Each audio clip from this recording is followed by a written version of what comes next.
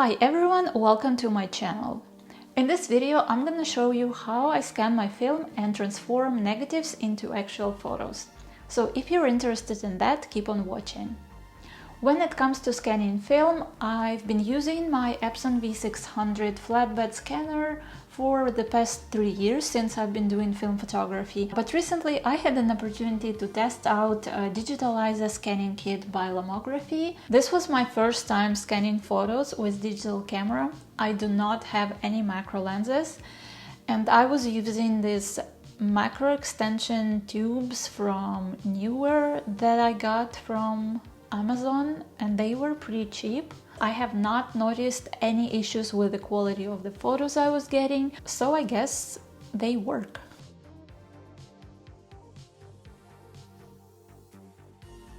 I set my camera on a tripod, making sure the lens is parallel to the table where I'll be laying the negatives. I connected my camera to computer. By the way, I use Sony, and for the software I've used Imaging Edge app in order to trigger my camera from the desktop.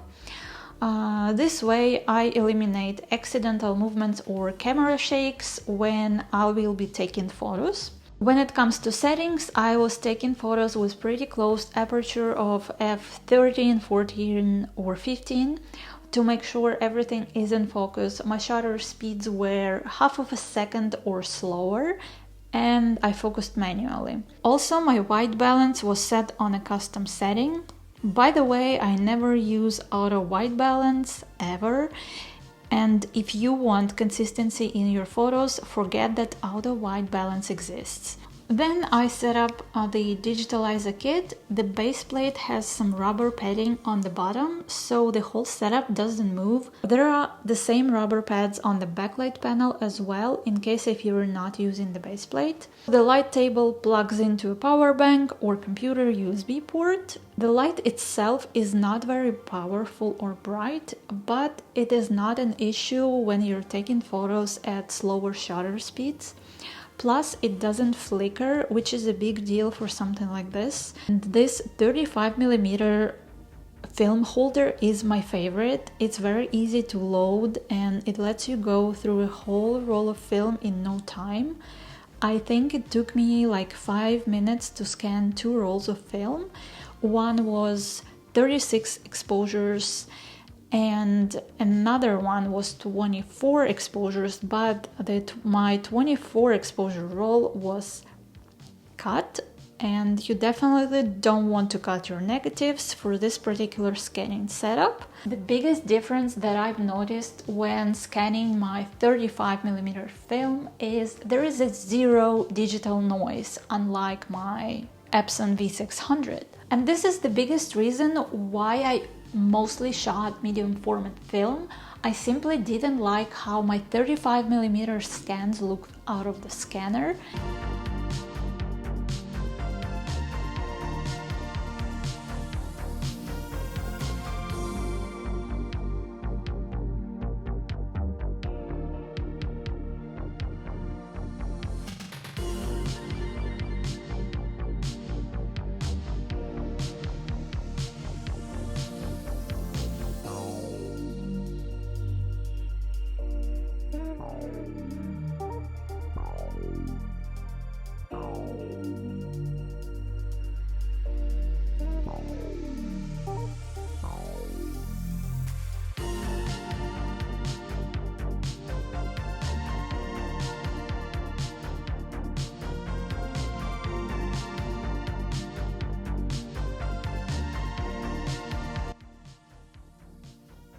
And then I have tried to scan 120 film. While I absolutely enjoyed scanning 35mm film, 120 film takes a little bit more patience and effort to go through, especially when film has more curve.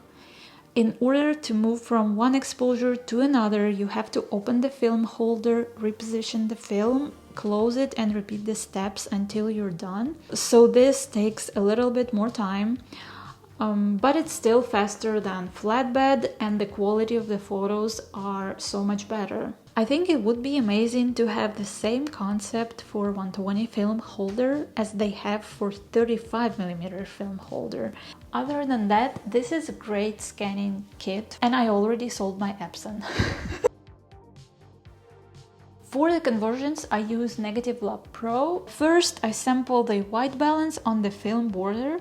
Here, some people prefer to crop out the borders before conversion, but when the borders are very thin, I haven't noticed any difference in my conversions. So sometimes I leave borders and sometimes I crop them out.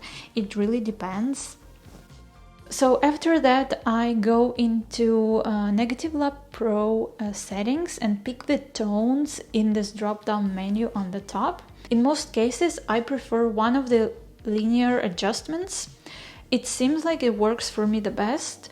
Then I go into Color tab, adjust white balance and maybe some other colors in midtones, highlights or shadows, or I leave it as is. It really depends on the photos. Honestly, I don't think there is one fits-all recipe with this, and you still have to make your own adjustments depending on the desired look. So just play around with the settings and find what works for you the best.